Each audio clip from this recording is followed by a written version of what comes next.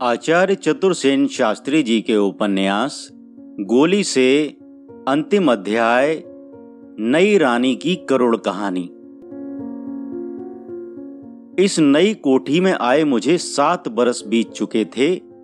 मैं अपने नए जीवन की इतनी अभ्यस्त हो चुकी थी कि पुरानी बातों को लगभग भूल ही गई थी।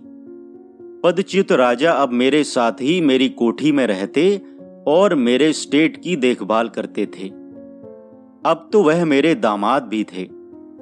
मेरा काम तो अब अपनी बेटी के बेटे को गोद में खिलाना उछालना ही था।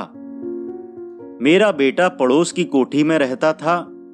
दिन में कचहरी चला जाता तो बहू बच्ची को लेकर मेरे पास चली आती थी। मुझे अपने बच्चों को खिलाने का सौभाग्य तो प्राप्त नहीं हुआ था। अब मैं अपने बच्चों के बच्चों को खिलाकर स्वर्गीय सुख की अनुभूति पाती रहती थी। दिन अपनी राह जा रहे थे कि एक दिन दीनहीन मुसलमान वृद्धा स्त्री मेरे सम्मुख आ खड़ी हुई। केसरी सिंह उसे ले आया था।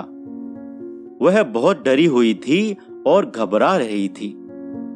केसरी सिंह ने मुझे बताया कि वह सुबह से ही धरना दिए बैठी है, आपसे मिलने का हठ किए है। मैंने उसकी ओर देखा और पूछा, तुम्हारा किससे काम है बूढ़ी मां? उसने कहा, चंपाकली से। इतने दिन बाद अपना पुराना नाम सुनकर मैं चिहुक उठी। सब लोगों को वहां से हटा दिया। एकांत होने पर मैंने उससे पूछा, कहो, मेरा ही नाम चंपा है, तुम्हारा मुझसे क्या काम है?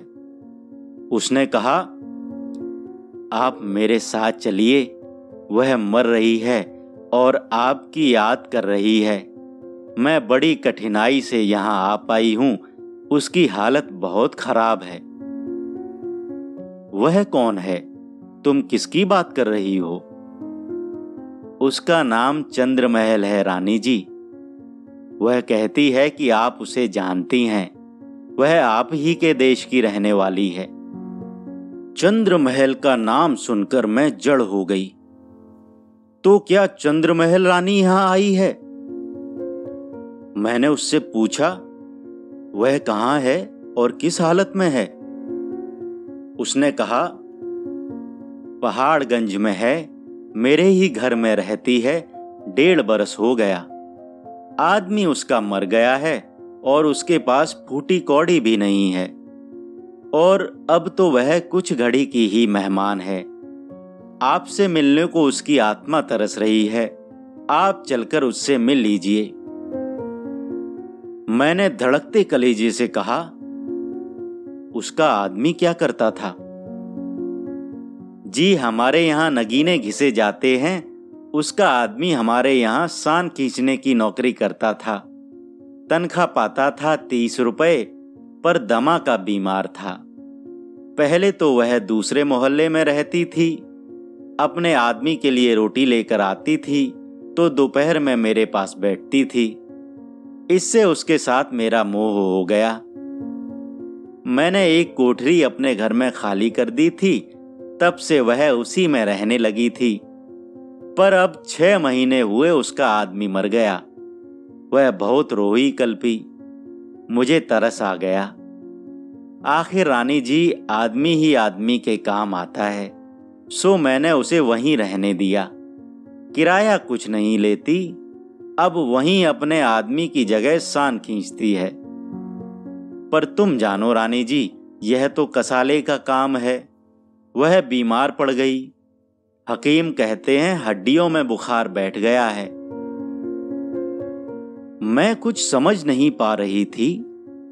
मैंने उससे और 2-4 प्रश्न पूछे और अब मुझे भरोसा हो गया कि वह अवश्य ही रानी चंद्रमहल है। मैंने उस औरत को दासी के साथ कुछ खाने पीने के लिए भेज दिया और केसरी सिंह से गाड़ी निकालने को कहा। फिर मैंने अपने दामाद को बुलाकर संक्षेप में सारी बातें कहीं और उसे संग लेकर मैं बुढ़िया के साथ चल दी। चंद्रमहल रानी ही थी वह, अथवा यूं कहिए कि वह चंद्रमहल का कंकाल था। एक रत्ती भर भी मांस उसके अंग पर न था। एकदम सूख कर कांटा हो गई थी। वह धरती पर एक टाट के टुकड़े पर पड़ी थी। बदन पर कहने को एक चिथड़ा था। मुझे देखकर उसने बड़े कष्ट से दोनों हाथ जोड़कर नमस्कार किया।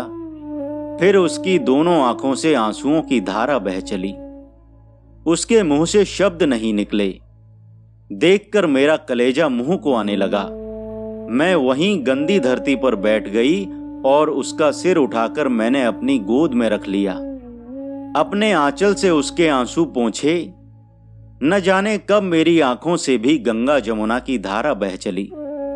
बुढ़िया को मैंने टरका दिया। मेरा दामाद भी मेरे पास बैठ गया। मैंने कहा, रानी जी, यह आपकी कैसी हालत हो गई है और यहां आप इस हालत में कैसे आ पड़ी? वह बड़ी देर तक रोती रही। मैंने उसे बहुत ढांढस बंधाया, पानी उसके मुंह में डाला। तब उसने अपनी अकथ कहानी आरंभ की, जिसे सुनकर मेरी हड्डियां भी ठंडी पड़ गईं। उसने बताया, 2 बरस हुए तुम्हें एक दिन चांदनी चौक में देखा था मैंने। राजा तुम्हारे साथ था और शायद तुम्हारी लड़की भी थी। मैंने तुम्हें पहचान लिया और फिर तुम्हारी कोठी का भी पता लगाया। बहुत बार चाहा कि तुमसे मिलूं, अपनी पाप कथा तुमसे कहूं, शायद माफ कर दो, पर हिम्मत नहीं हुई। कैसे मैं तुम्हें अपना काला मुंह दिखाती, कैसे अपनी पाप कथा तुम्हें सुनाती। क्या दुनिया में मुझ जैसी पापिन कोई दूसरी भी पैदा हुई है? मैं चुपचाप सुनती रही। विघ्न डालना मैंने ठीक नहीं समझा। कुछ दम लेकर उसने फिर कहा, तुम बड़ी तेजस्वी उदार हो। तुमने दुख सहे हैं, दर्द झेले हैं, दुख का दर्द का मर्म समझती हो, फिर स्त्री हो। शायद तुम माफ कर देती, पर राजा को मैं कैसे मुंह दिखा सकती थी? मेरा जुल्म, मेरा पाप क्या साधारण था? मैंने ही राजा को राज सिंहासन से उतारा, उसके भाग्य का सितारा अस्त कर दिया। उसी पाप का यह दंड भोग रही हूं। वह मेरे दामाद की ओर देखकर झरझर आंसू बहाने लगी। मेरे दामाद ने आदर पूर्वक उसका हाथ अपने हाथ में लेकर कहा, माताजी, आपने तो मेरा कुछ अपराध नहीं किया। आपके पुत्र का गद्दी पर हक था, उसके लिए गद्दी छोड़ने में मुझे क्या उज्र हो सकता था? रानी ने कहा, झूठ झूठ झूठ, मेरा कोई पुत्र नहीं था। मेरे पुत्र उत्पन्न हुआ ही नहीं, सब जाल था, जाल, कोरी धोखेबाजी। वह मेरा पुत्र नहीं, हरगिज नहीं, कभी नहीं। आवेश में आकर उसका सर्वांग कांपने लगा। मैंने दामाद की ओर देखा। उसने अभी आंखों ही के संकेत से कहा, कदाचित रानी का दिमाग खराब हो गया है। पर रानी ने दृढ़ किंतु धीमे स्वर में कहा, तुम समझती हो कि मैं पागल हूं और मेरा दिमाग खराब हो गया है, पर मैं बिल्कुल होश में हूं। मैं सच कह रही हूं। बड़ा भारी कुचक्र चला था चंपा, एकदम जाल। वह लड़का मेरा नहीं, उस पतित पापी कुमार्गी गुलाम गंगाराम का था। इतना कहकर रानी हाँफने लगी। हम दोनों की हालत ऐसी हो गई जैसे रगों में खून सर्द होकर जम गया हो। मुझे वे सब बातें अब याद आ रही थीं। रानी का उस बालक के प्रति विराग, उसे मार डालने की चेष्टा और गंगाराम का उस बालक के प्रति आकर्षण। उसके कारण मेरे प्रति सदैव भाव। बहुत सी बातें जो तब समझ में नहीं आ रही थीं, आज साफ हो रही थीं। पर अभी मैं सत्य बात समझ नहीं रही थी। मैं कुछ हतबुद्धि सी रानी की ओर देखने लगी। मैंने कहा, रानी जी, आपका जी इस समय ठीक नहीं है। आप अपना मन शांत कीजिए। मेरा मन तभी शांत होगा जब सब बातें सच सच तुम्हें बता दूंगी।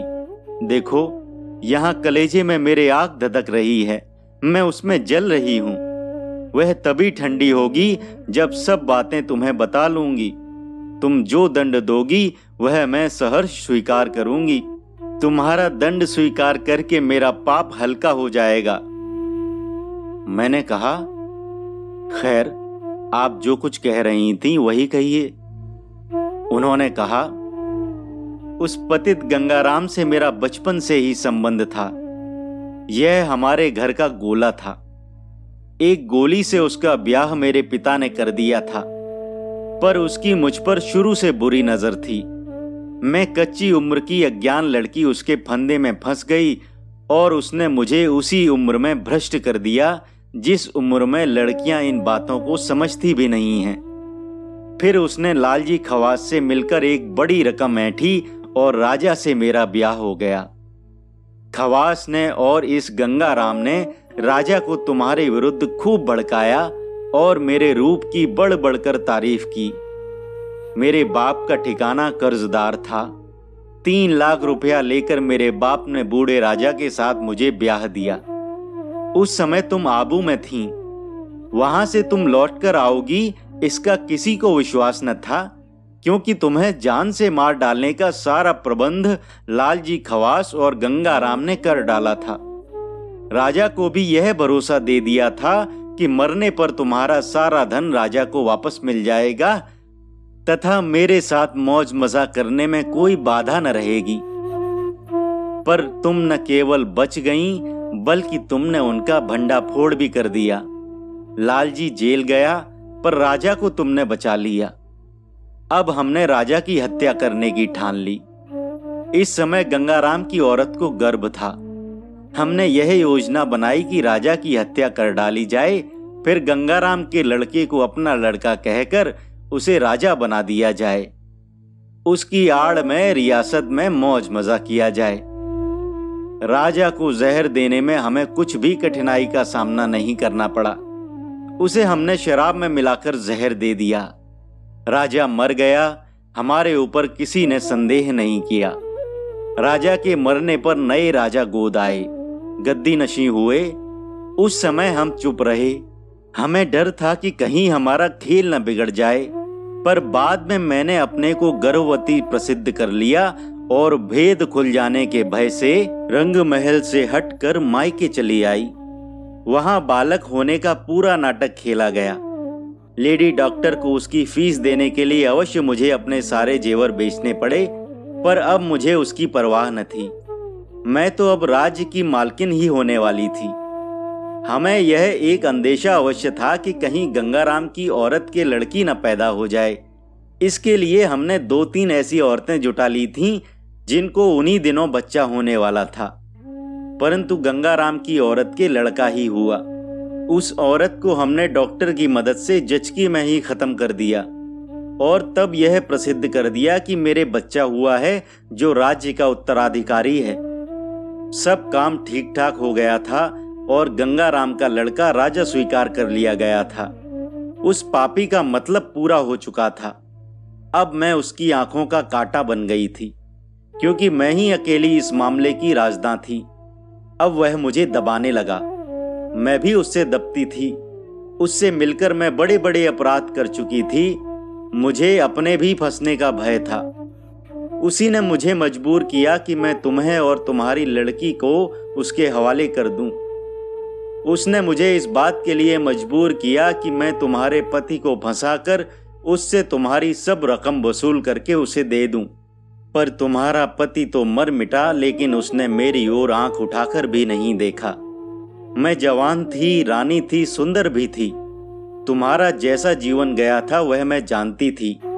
मुझे आशा थी कि वह मेरे हत्थे चढ़ जाएगा, पर इसमें मुझे सफलता नहीं मिली। बहुत बार हमने उसे जहर देने की सोची, पर हमें अभी उससे कोई बड़ी रकम मिलने की आशा थी। उसे जितनी यातना दे सकते थे हमने दी। उसने जान दे दी पर आन न छोड़ी। ऐसे कांटे का था तुम्हारा पति। रानी फिर कुछ देर चुप हो गई। हमारी हालत विचित्र हो रही थी। मैं नहीं जानती थी कि अब आगे और क्या सुनने को मिलेगा। रानी ने फिर कहना शुरू किया, जब तुम्हारे पति में हमें कोई आशा न रही, तब हमने तुम्हारी खोज ढूंढ की, पर तुम न जाने कहां छिपी थी। अगर दुर्भाग्य से तुम और तुम्हारी लड़की उस समय हमें मिल जाती तो न जाने क्या होता। उस दिन अकस्मात तुम मेरे सामने आ खड़ी हुई, तब मेरा मन जल उठा। मैं तुम्हारे सामने ही तुम्हारे पति को गिराना चाहती थी, पर मुझे सफलता नहीं मिली। इसी समय गंगाराम के मन का भाव बदल गया। उसने अब तुम्हें अपना साधन बनाकर मुझे दूध की मक्खी की भांति निकाल फेंकना चाहा। अपना लड़का उसने तुम्हारे सुपुर्द कर दिया। जब तक सरकारी कागज पत्र दुरुस्त नहीं हुए और बड़े लाट ने जब तक उसे राजा स्वीकार नहीं किया, तब तक तो वह इधर उधर करता रहा, पर एजीजी का हुक्म आते ही वह मेरी जान का गाहक बन बैठा। कब वह मुझे जहर देकर मार डालेगा, इसका कोई भरोसा न था। अतः मैं रंग महल से भाग निकली। पीहर आई तो यहाँ का भी रंग ठीक न था। कुछ लोग तो ऐसे थे ही जो सच्ची बात जानते थे, अतः मेरे वहां जाते ही कांव कांव मच गई। इसी समय भाग्य ने मुझे एक ठोकर दी। एक ठाकुर बाबू रियासत में कहीं बाहर से सर्वे करने को आया हुआ था। एक दो बार गंगाराम ने ही मुझसे उसका परिचय कराया था। ठाकुर पढ़ा लिखा सुंदर जवान था। इन दिनों वह यहीं मेरे पीहर में ठहर कर सर्वे कर रहा था। यहाँ मेरी उसकी और भी घनिष्ठता हो गई। अब मैं अधिक अपनी लाज उघाड़ना नहीं चाहती थी। संकेत से ही समझ लो, मेरी जैसी मूढ़ पतिता स्त्री को गिरने में देर क्या लगती थी। उसने मुझे बड़े बड़े सब्ज बाग दिखाए। अब इधर मुझे अपनी जान का खतरा था, सो सब माया मोह छोड़ मैं चुपचाप उस बाबू के साथ भाग खड़ी हुई। वह मुझे यहाँ अपने गांव ले आया। मेरठ के निकट उसका गांव था। गांव में उसका छोटा सा कच्चा छप्पर वाला घर था, जिसमें एक अंधी बुढ़िया उसकी माँ या दादी थी। उसने मुझे अपनी ब्याहता जोरू कहकर सबको मेरा परिचय दिया। पर यहाँ का वातावरण तो मुझे भाया ही नहीं। यहाँ मुझे दूर कुएं से पानी भरकर लाना पड़ता, रोटी पकानी पड़ती, बर्तन साफ करने पड़ते। ये काम तो मैंने कभी जीवन में किए न थे, पर क्या हो सकता था। मैं घर छोड़ चुकी थी और मेरा खुल्लम खुल्ला मुंह काला हो चुका था। इससे तो उस पतित गंगाराम की गुलामी करना या उसके हाथ से जान खो देना लाख अच्छा था। पर अब तो तकदीर मुझे यहाँ खींच लाई थी। जैसे तैसे दिन काटने आरंभ किए, पर यहाँ खाने का भी ठिकाना न था। उसने मुझे झूठ सब्ज बाग दिखाए थे। मैंने उससे काम धंधा रोजगार करने को कहा और वह मुझे लेकर रोजगार की तलाश में दिल्ली आया। दरीबे में हमने 12 रुपए माहवार पर एक छोटा सा घर किराए पर लिया, पर वह आदमी जो मेरा पति बनता था किराया भी न दे सकता था। एक दिन वह 2 दिन के लिए गांव गया और फिर लौटकर नहीं आया। अब मैं 16 आना उस घर के मालिक की कृपा पर निर्भर थी। उसकी दरीबे में पीतल के जेवरों की एक दुकान थी। उसने मुझे अब उस मकान से हटाकर पहाड़गंज के एक मकान में रख दिया। वह मुझे 30 रुपए माहवार देता था और दूसरे तीसरे दिन मेरे पास आता था। 30 रुपए में बड़े कष्ट से मेरा निर्वाह होता था, परंतु मेरी तकदीर देखिए कि कुछ दिन बाद वह भी मर गया और मैं निपट निरीह हो गई। इसी मकान में मेरा परिचय एक और आदमी से हुआ। वह जात का मुसलमान था, नीचे की एक कोठरी में रहता था। वह इन लोगों के यहाँ सान खींचने का काम करता था। कभी कभी वह मेरा कुछ सौदा सुलफ ला देता था और मैं उसे बचा कुचा खाना दे देती थी। बनिए के मरने पर मेरी हालत देख उसने मुझे अपने घर में डाल दिया और खाने के खर्च पर मैं बेफिक्र हुई। पर उसे तनख्वाह में सिर्फ 30 रुपए मिलते थे। हम उसी तनख्वाह में गुजर कर रहे थे। मैं उसी की गंदी कोठरी में आ रही। वह सुबह ही सान खींचने चले जाता था और मैं रोटियां लेकर दोपहर को वहां जाती। शाम तक सान वाले की बीवी से बातें करती। बुढ़िया भली मानस है, कुछ न कुछ देती रहती थी। पर अभी तो मेरी किस्मत को 4 चांद लगने थे। एक दिन वह भी 4 दिन की बीमारी में मर गया। अब तो मुझे इन्हीं लोगों का आसरा था। उसकी जिंदगी में ही हम यहाँ आ रहे थे। बुढ़िया ने दया करके मुझे निकाला नहीं और अब मैं भी सान खींचने का काम करने लगी। बड़े कसाले का काम था। मैं तो पहले से ही बीमार और कमजोर थी। शीघ्र ही मैं खाट से लग गई। बुखार मेरा टूटता ही न था। जब तक हड्डियां चली मैंने काम किया। अब तो चला चली की वेला है बहन। माफ कर सको तो माफ कर दो, वरना खैर। इसलिए मैंने तुम्हें बुलाया है। तुम आ गई, बड़ी बात हुई। मरते हुए को आराम देने का बड़ा सवाब है बहन। मुझे जो कहना था कह चुकी। अब तुम्हें जो जचे सो करो, जो सजा मुनासिब समझो दो। वह चुप हो गई। बड़ी देर तक हम चुप नीरव निस्पंद बैठे रहे। फिर एकाएक जैसे मैं नींद से जाग पड़ी। मैंने आंख से आंसू पोंछकर कहा, चलो बहन, अब मैं तुम्हें यहां नहीं छोड़ सकती। तुम्हें मेरे साथ चलना होगा। रानी को विश्वास न हुआ। उसने भर्राए गले से कहा, क्या कहा? मैंने उसकी गर्दन में अपनी बाहें डालकर उठा लिया। मेरे दामाद ने भी सहारा दिया। हम उसे मोटर में डाल अपने घर ले आए। केवल 2 दिन और वह जीवित रही। उसे बचाने के सभी उपाय व्यर्थ प्रमाणित हुए। आचार्य चतुरसेन शास्त्री जी के उपन्यास गोली से अंतिम अध्याय, नई रानी की करुण कहानी। वाचनकर्ता अमित पांडे।